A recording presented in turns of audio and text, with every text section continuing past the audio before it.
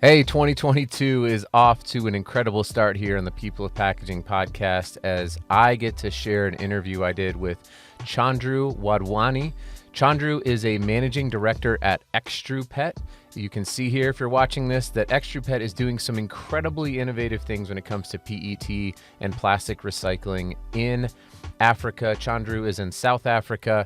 He has a silky smooth voice and is changing the industry for the better. Hey, this episode is being brought to you by SpecRite. SpecRite is the world's leader in specification management. They have a specification management summit that I'll be at. Corey Connors from the Sustainable Packaging Podcast will be at. Avelio Matos from Package Design Unboxed will be at. And we'll be covering the summit live, if you follow us on LinkedIn, on January 18th through the 20th.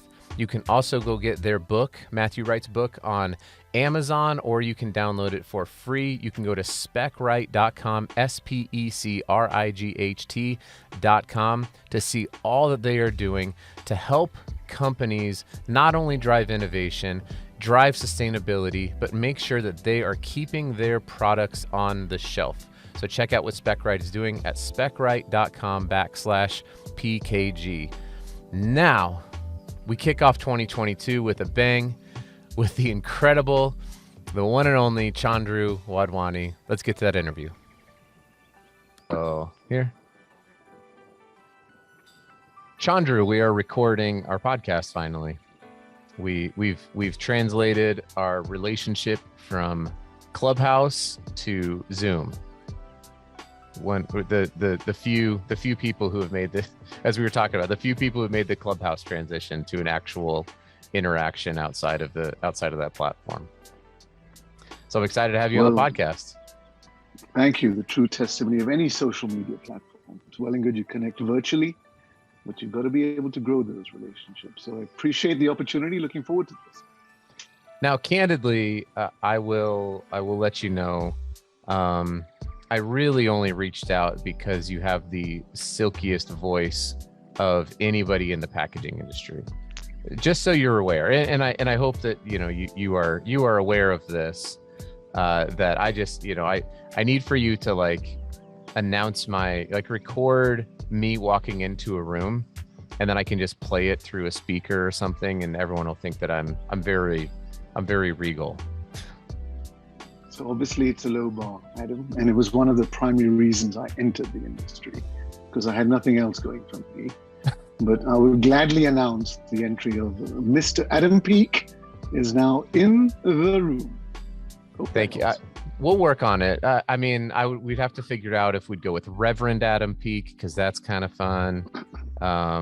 Revered Adam Peake as well, maybe? The revered Adam Peake has entered the room. Yeah. Has a nice ring. I like that. Yeah, I like it. We'll I'll pray about it and just figure out, where it's also a little pretentious, honestly. You probably won't do it. It's a bad idea. It's actually the worst idea I've ever had. So why don't we go to a podcast interview? It is a pretentious world. Well, I am joined by Chandru Wadhwani. Did I nail it, Chandru? Perfect. Thank you. And Chandru and I did meet up on a weekly Clubhouse that I do with Corey Connors and Avelio Matos, who, if you're not connected with them and you're listening to the podcast, I highly recommend going and checking out their podcast. They have the Sustainable Packaging Podcast with Corey Connors and Package Design Unboxed with Avelio Matos. They do great work. And so we host a room, and Chandru would jump in and answer any and all questions that we had about recycling, specifically PET recycling, amongst many other things. So I thought, boy, we got to get this guy on the podcast. So live and coming all the way from South Africa, Chandru, welcome. Thank you, Adam. Real pleasure to be here. Yeah. So, I know that my introduction as the silkiest, smoothest voice in all of packaging is probably enough, but I'm sure there's a lot more to who you are. So why don't you do a quick introduction to the listeners on what it is you do and some of your passions in the packaging industry? Gladly. 20 years ago, a unique opportunity presented itself. I was living in the UK at that time, had met my wife to be in Italy of all places, and she hails from Vancouver, Canada. The opportunity was to come and run a new recycling business in Johannesburg, South Africa, a place I'd never been to, a place, funny enough, back in those days, we were cautioned not to go to.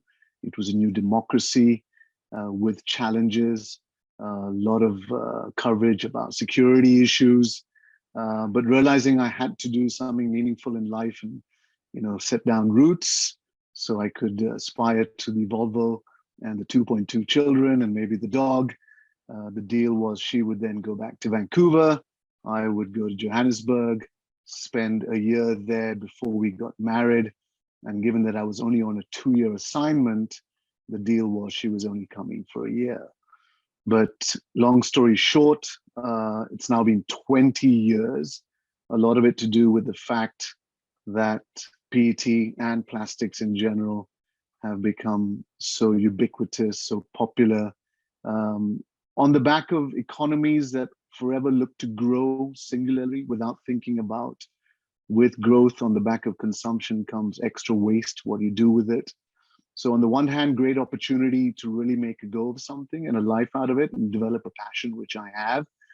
But on the other hand, boy, do you get insights into how do we as civilizations live from what we throw away. So the primary function of what I do is run the business for the last 20 years that we've just grown on scale and geographically. Do you have a fancy title? Joint Managing Director. Wow, the Joint Managing Director of, and the name of the company? Extrude PET. So Extrude from the extrusion side, as is very common to plastics, and PET being the focus of what we do. Not the only plastic we do, but by far the biggest stream of what we do.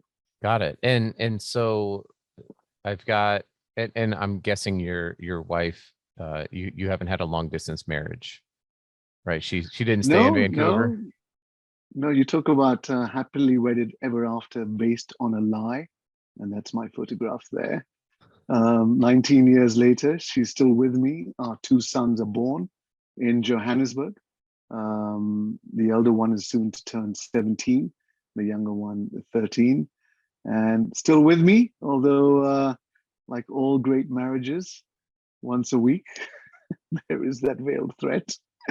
So in a way, COVID was a blessing when they locked down all the airports. She had nowhere to run. She had nowhere to go.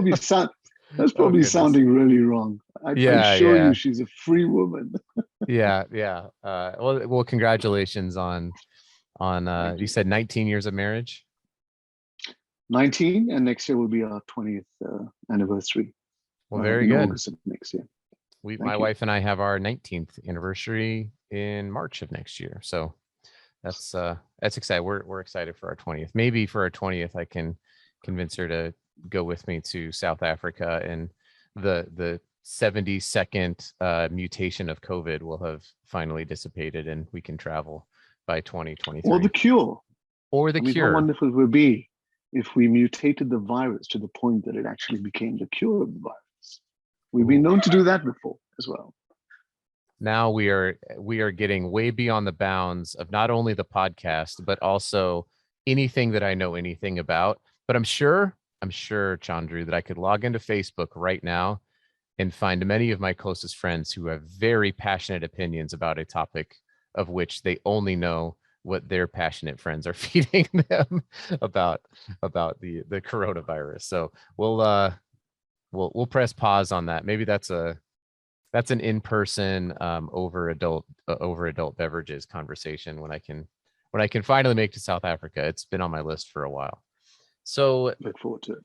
Yeah. So let me ask a few questions about, since this is a packaging podcast, about the work that you're doing for PET recycling and plastic recycling. Is it primarily in the country of South Africa that you are collecting, and I'm guessing there's some sort of value on the end stream that you are then selling the recycled PET? Or is it collecting from all of Southern Africa or all over the world? Walk me through this process, because I don't think a lot of people quite understand the the recycling process. Even in the industry, we don't really understand the recycling process. So where do you fit in the value stream of recycling, and where does it come from and where does it go? So recycling is definitely unique, but the starting point is probably very common to any business. And that's all to do with critical mass, because any business will need a level of investment to get it going. How do you justify it? Is you either can make enough or sell enough of a product to justify the investment. So at inception, when we started back in the year 2001, Johannesburg, which is the industrial heartland and consumption heartland of South Africa, was our starting point, just purely on PET bottles. 20 years later, we have now 2 plants in Cape Town processing bottles from the whole Western Cape region. They also receive bottles from Namibia, which is just north of the Western Cape. Johannesburg receives bottles from all the neighboring countries: Zimbabwe, Mozambique, Botswana. We're expecting our first loads to arrive of bottles from from Zambia and the DRC. And recently we started the importation of PET flakes from Tanzania and Kenya. And a lot of that has to do with the fact, good as those countries are becoming. Hey, Chandru, your internet seems to be. Hey, Chandru, your internet is cutting out. Solution. All right, we're back. We had a little internet connection issue, but Chandru, you were mentioning that. So you were saying you're importing now from all sorts of different regions within Southern Africa, and then even mentioning getting up into East Africa, Kenya and Tanzania, and then I lost you. So do you want to continue on with that thought? Absolutely. So one of the reasons we import from there is because they don't yet have enough critical mass volume to justify the investments in recycling machinery, which are incredibly expensive, especially on the PET side, especially if you aspire to go to what's known as bottle-to-bottle recycling. But our plan is probably next year we'll start laying down roots to set up one of the first recycling businesses there that can take PET back to a bottle. And since 2004, we've been running a small operation in Mauritius. Now, Mauritius is an island 4 hours flight from Johannesburg. It's in the Indian Ocean. It's a paradise island, very popular with the tourists, especially the French and the English and the Europeans. But on an island, where do you put your waste? And dig enough holes, and eventually you'll sink the island. So for the better part of the last 15 years, we've been recycling bottles there, the flake of which comes to our plant in Johannesburg and Cape Town. Okay, so you've said a couple of phrases, and I think it's really fascinating. So you said that you're importing flakes. So you're collecting in what'd you say it was how'd you say it? Mauritius. Mauritius. All right. So you're collecting in so you're collecting bottles, and you have a processing plant, and then you're taking the PET flakes and bringing them into Johannesburg. Is that what you said? Correct. So from our first preference as a recycler is always to get it in a bottle form. But because at some point transport costs will make it unviable, you then start semi-processing it into flake where you can, or you buy it from people who already do that part of the business. But where we can get it in bottles, which is like from the neighboring countries, Mozambique, Zimbabwe, Botswana, Namibia, that's our preferred choice.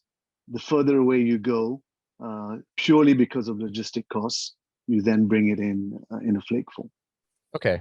And so when you say flake, are you talking about if you've got, a truckload of PET, water, soda bottles, whatever it might be, and they're going to go through and get, what is it chopped up and into small, and would those be the flakes, and then those get put into some sort of container and then they come to you in South Africa? Is that correct? Absolutely right. It's a process called granulation. So Okay. just a little bit on the process of recycling PET bottles is you tend to get them in a bale form. They'll be contaminated with other types of plastics and other foreign contamination. So the first job is to sort them out. So many times they'll mistake a PVC bottle for a PET bottle. Mm-hmm. So you have to make sure you remove the non-PET. And once you have it to a point where it's a pure form of pure stream of PET, you stick it into a granulator, even with the closures and the labels on, as long as those labels and closures are made from polyolefins. Reason being is once you've granulated them up, you can separate the two by using water, because the densities of PET and polyolefins are different. So Interesting. when we refer to a flake, it's cut down or granulated down to usually about a 12 to 14 millimeter size. So it's pretty much like cornflakes in your hands. Got it. And the sorting, does that tend to be done by hand? Is that done by machine? How does that happen? So in Mauritius, where we do 100 tons a month, that's by hand. But in Johannesburg, where we're doing in excess of 100 tons a day, those are done by what are known as NIR sorters, near infrared. And they pretty much use light technology where bottles on a conveyor belt will pass through a light. The reflection rate of the light is picked up by sensors, and that detects what kind of polymer it is, because different polymers will reflect light at a different rate. And then what you have is a series of air nozzles on the top that in that split second where it's picked up, it's not PET, it fires a nozzle as the bottle is hurtling through midair. This is like a super villain, a hero movie or something. It blows it out of your mainstream. So once you get to volume, you need those machines, and they're incredibly expensive. And that's why some individual countries struggle to justify those kind of investments. Do they also, if it's, that's the first time I've ever heard of the light, which is, I've seen the light now. There you go. So does that also help to detect the difference between clear and colored PET so that you can separate those out, or is it just PET? Absolutely. Okay. So you have bottle sorters that are polymer specific. You have bottle sorters that are designed to be color specific. And you now have bottle sorters that have integrated the two, where it can simultaneously detect polymer and color as well. Wow. And so I think I know what the answer to this is, but just so people are aware, there's been a lot of news now about like Sprite has changed their bottles from green to clear, and in order to have a better sustainability footprint. What can you talk a little bit about why that matters as somebody who is collecting, and then this would even speak to sort of the end of life of what your value streams are and where you sell your recycled PET. So what's the difference between like clear or just colored PET as when it's recycled? Great question. Applies to a lot of products today, is that if you don't design end of life in the beginning, you limit the end uses, and as such, its recyclability. So what happens is when you add a color to a polymer, you limit its ability to become the same product again. Mm-hmm. So it's very hard to collect enough green bottles in isolation to have a dedicated plant to only recycle those back to a green bottle. And what's happened now globally, there's such a rampant demand for what's known as food grade rPET, which is the bottle to bottle stuff, that brand owners like Coca-Cola have realized they influence the availability of the end product based on the feedstock that comes in. Right. So what was happening before is we did collect green bottles. They are technically still recyclable, but there were very few end-use markets that could use it. Now, over and above the bottle-to-bottle recycling, we also run a polyester fiber plant in Cape Town. We also make a product called PET strapping, which is an industrial-grade product. those can use green bottles, but those market sizes are limited. Mm-hmm. So once you've collected what you need to feed the market, there's a whole surplus of green bottles that never get collected and are just destined to landfill. Not because they're not technically recyclable, there's just no end use market. Yeah. But what they're finding now is make all the bottles clear, and suddenly you're tapping into insatiable demand that's out there and filling the hole because there's excess demand and a shortage of supply. So Coca-Cola, who needs, and Pepsi, who need more and more food grade rPET, have finally realized that they influence the availability of that based on feedstock. Yep. So if there are not enough clear bottles out there, it's hard for us to make more of that food grade rPET. So that's really what's driving that transition more than anything else. Typically the bottles would be, they'd be green or blue or whatever the color is, not because of some sort of functional value. Like you'll get like amber glass because it is needed to better protect the, the wine or whatever it is, right? Like there can be a real value to product protection, but in a lot of uses, it's just a marketing.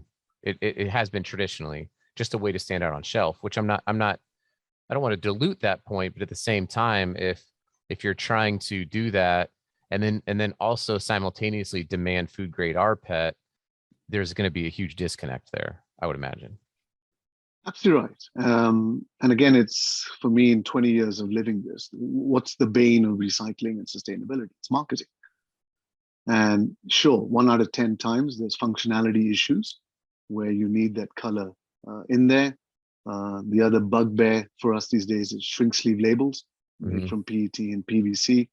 More often than not, they're just purely for the aesthetics and the marketability and not really considering recycling. Thankfully now, because EPR is becoming mandatory, because consumers are becoming more aware about product design and what it means for end of life, we're starting to witness that many brand owners, not just Coca-Cola, are really engaging the recycling fraternity and having those difficult conversations about, okay, what do we need to do to make the changes? And the good news now is on shrink sleeve, we think we found a solution that we're hoping to launch next year. So sometimes there's win-win solutions, but sometimes there's just where they've got to put hand on heart, except they're doing it purely for marketing aesthetics, and they're condemning the packaging then to the landfills. Yeah. And with so many of these corporate social responsibility documents and claims and proclamations by larger companies, not just the beverage companies, but P&G and Unilever and everyone part of the Ellen MacArthur Foundation, all these things. It's like to be going to post-consumer recycled content, but then be designing your products like there's not going to be enough supply for these companies to hit their goals. And from what I can gather, and there's supposed to be a report coming out on this fairly soon. From what I can gather, it's a really large gap between what companies are saying they're going to do and our current availability to process and get not just PET, but HDPE and polypropylene back into the market. Like there's going to have to be incredible innovations in an expansion in the next 5 to 10 years for these companies to hit their goal.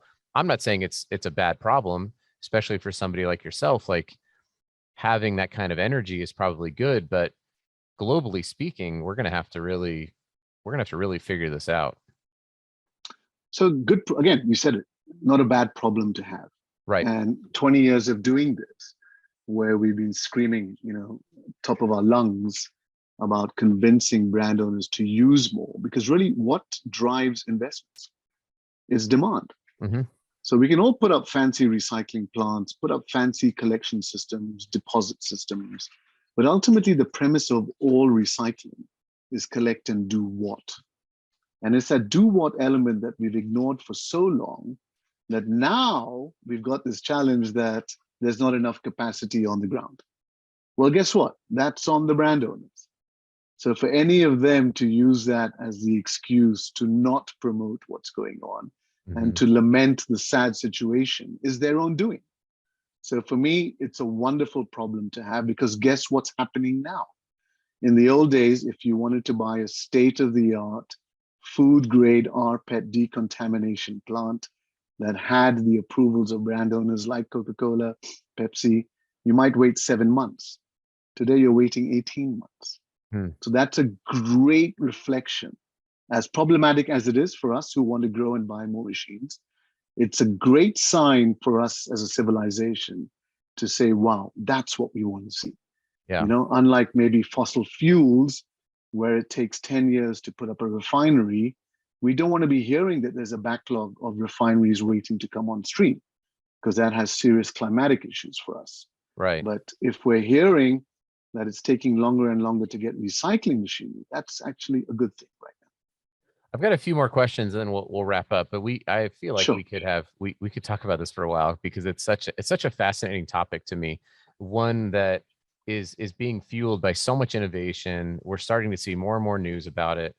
But there's such a lack of education, it seems like, that's out there. So my questions are really specific to my background. So I've worked mostly in secondary packaging, product decoration. So labels, flexible packaging, folding cartons. That's where I've litho laminated corrugated boxes. That's kind of where I've lived for the majority of my packaging career. So one question that I had is on labels, and you talked about shrink sleeves being a problem. Is there an issue if you have for example, a polypropylene pressure sensitive, adhesive label on a clear PET bottle? Does something like that present problems? Or I've always been unclear, because there's also like Avery Dennison has a clean flake that will release from it, but if you don't have that, like what actually happens in the granularization? Is that what it was called? Granulation? So not so much the granulation, but the process after granulation is what's known as hot wash. Okay. And the purpose of the hot wash is the glue residual removal from the bottle, because granulation won't do that for you. So the quality of glue you use influences the efficiency of removing that, because any glue residue, now, a lot of these glues have melting temperatures, plus minus 80, 90 degrees on the hot melts. PET melts at close to 300 degrees. So if there's any glue left on that flake when you take it into extrusion, that glue is going to carbonize. Now, once it carbonizes, you don't end up with clear material, you end up with discolored material. Got it. And nobody can make a bottle from that again. So the evolution of clear flake, and now UPM have come out with their own version, MCF, is to just aid the process. But really what was interesting, and we still struggle with it today, more problematic than the pressure sensitive polyprop label, is we still have people using paper labels on PET bottles, not realizing that's actually more problematic. So in the case of the polyprop, pressure sensitive with the glue, it was something we could manage before, but thank you, Avery, thank you, UPM. They've made it a lot easier for us, which is a great sign. But I put it to you, and I don't know if you've seen the Avion bottle that came out earlier this year, or the Coke bottle prototype they just launched last month, the labelless bottle. Got it. So when you talk to label guys, it's funny how they struggle with the idea of just making it more recycling friendly. And then you kind of tap on their window and say, by the way, have a look at the future. Yeah. It's no label. Yeah, that's fascinating. Totally lost them. Yeah. I mean, that's not a scary proposition. It shouldn't be. I mean, I guess you work for a label printing company, it could be scary, but at the end of the day, what's better? So sorry, just to make sure I'm clear. Sure. So the latest product from UPM, Raffle Tech, and the Clear Flake, that just it just enhances the ability when it goes through the hot wash for the adhesive to break off and for the label to float or something like that. Not only break off, but what happens is it stays on the label. So when you then put it back in water after what's called a flotation tank, it's just a water bath. When you put it in after the hot wash, the label will float and the PET flake will sink. Got But in it. the old days, some of the glue would still reside on the flake. Got Now it. with Okay. products like Clear Flake, the glue resides on the label, which is floated off. So your purity of flake has now improved, which means in essence, it's got another life built into it to go become the next bottle, as opposed to having to downcycle it to a product like fiber or something else. Okay. I got it. That makes sense. But you would not know necessarily if that flake still had adhesive on it or not until So we do. until it So carbonized, we or do. you do now? Well, we do lab testing on flakes. Okay. So if we see batches with high levels of glue, we do an oven test, and then you get a visible reflection of what's happening. Because Okay. when you take it up to like 200 degrees, the flake wouldn't have melted, but glue residue would have discolored. So you get a visual reference that you can calculate and measure. And if it's not to standard, then you downgrade it to something like fiber application, which is not then being circular. But ideally, you don't want to be there in the first place. So Yeah. what we're starting to see now in South Africa is a transition where eventually all self-adhesive labels will be made from the recycling-friendly options. Got it. Yeah, and we probably lost some people there. They're like, I don't care about this. So I'm like, well, I do. Yeah. All right. This is really important to me. I think it's fascinating stuff and quite frankly, it's one of those things that I don't think most, like if you're a label salesperson, or if you are a PET bottle salesperson, you're probably not getting down to the granular level of understanding what actually happens. And so you're selling a label and you're selling a bottle, and then a brand owner slapping it on there, and they're covering the bottle, 80% with either, or 100% with the shrink sleeve, or 70% with a label where that's not friendly to recycling. And nobody has any idea, because the consumer is going to look at it and go, oh, this is recyclable. And they're going to throw it in the recycling bin. And now it's someone else's problem. And I have become passionate over the last, call it 5, 6, 7 years, of really trying to help just understand for myself, so that I can be useful in the conversation way upstream, instead of just creating more problems.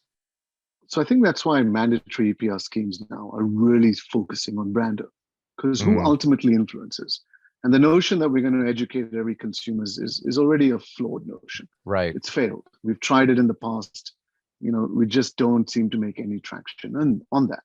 So brand owners are the ones who are going to be held accountable. The beauty on the back of that is organizations like the Ellen MacArthur Foundation, the plastic packs, of which US has one now, South Africa has one, is they're coming out with these design guidelines. Because what's the other challenge? For the likes of yourself and packaging designers, it was never part of the curriculum. Right. Design had to be first fit for purpose. It then had to be as economical and efficient as possible.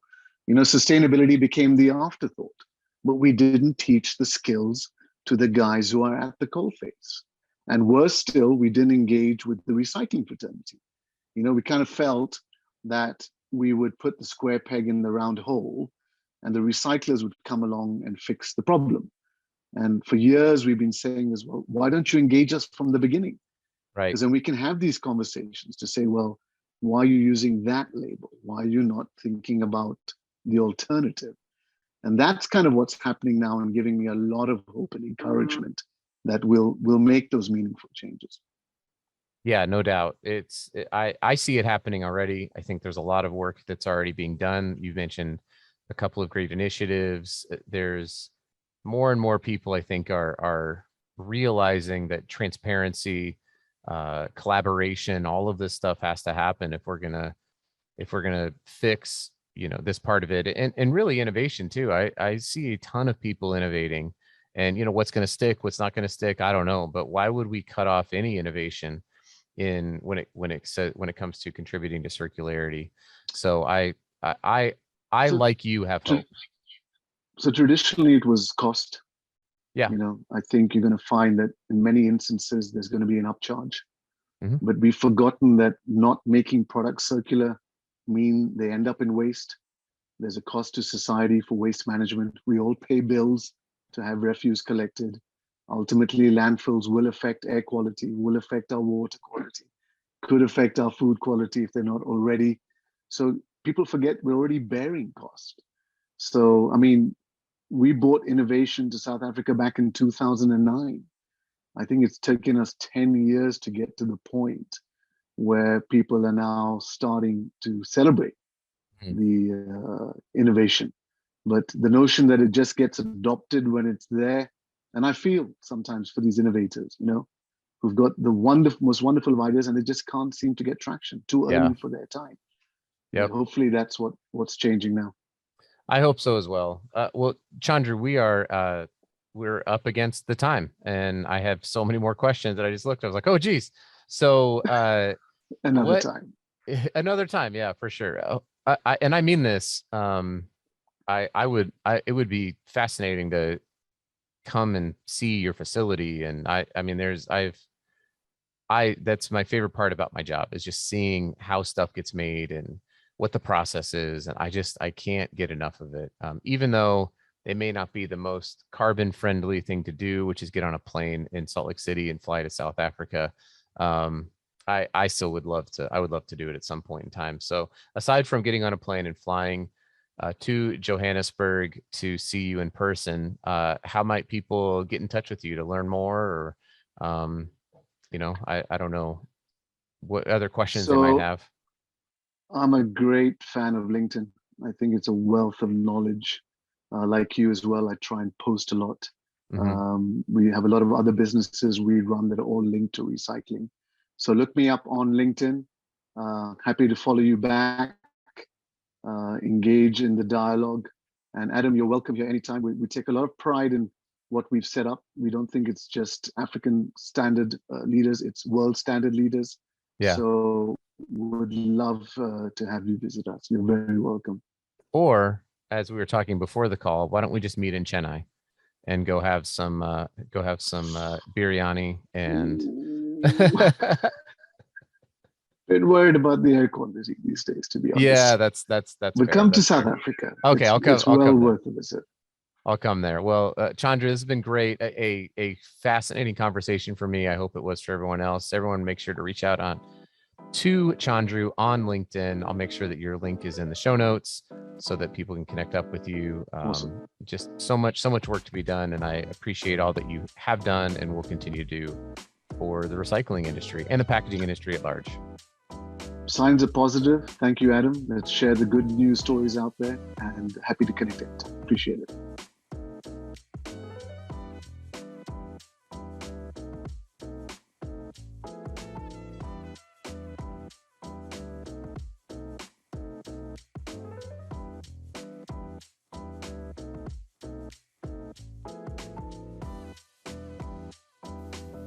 Hey, that wraps up another edition of the People of Packaging podcast. It would mean so much if you would like and share, rate, review, subscribe, because we want to change the world, because we believe that packaging is awesome.